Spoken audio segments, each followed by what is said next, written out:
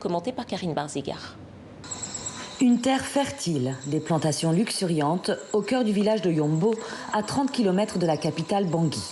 C'est le projet auquel Enoch Sonangba s'est attelé depuis 3 ans avec l'aide des villageois. Le jeune là est venu me trouver, il veut œuvrer pour désenclaver le village. Et je lui ai permis une portion convenue à ce qu'il m'a demandé. Et je lui ai donné 10 hectares. 10 hectares de terrain cultivable, maïs, manioc, bananes, noix de palmier. En contrepartie, le jeune homme de 24 ans emploie et associe les habitants du village à tout le processus agricole, de la culture à la vente des produits.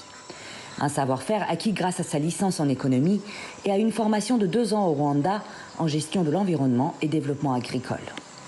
Pour transmettre des connaissances aux gens, il faut avoir appris. Et me voilà dans mon champ en train de faire des récoltes.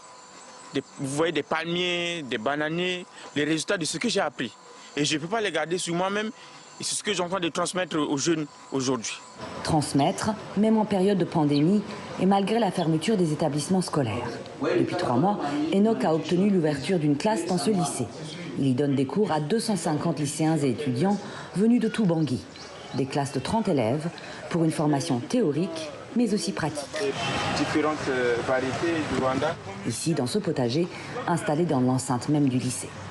Pour ne pas perdre toute l'année scolaire. Et ça me fait vraiment plaisir d'accepter à suivre cette formation pour que ça puisse m'aider, pour que demain moi aussi je peux transmettre dans toutes mes localités avec mes petits frères qui sont encore derrière moi. Ici, les jeunes cultivent toutes sortes de plantes. Choux, tomates, carottes, palmiers ou manguiers. Et les résultats sont déjà là. Vous allez voir ces différentes variétés que nous avons implantées ici dans le but de combattre la malnutrition et aussi dans le but de faire protéger l'environnement. Parce que quand nous plantons beaucoup des arbres, ça va beaucoup plus absorber le dioxyde de carbone et dégager l'oxygène qui va nous permettre, c'est ça notre survie même. Sans les arbres, nous allons mourir tous. Un projet agroforestier qui permet de sensibiliser les jeunes à l'écologie tout en leur donnant les moyens de subvenir aux besoins alimentaires de leur famille.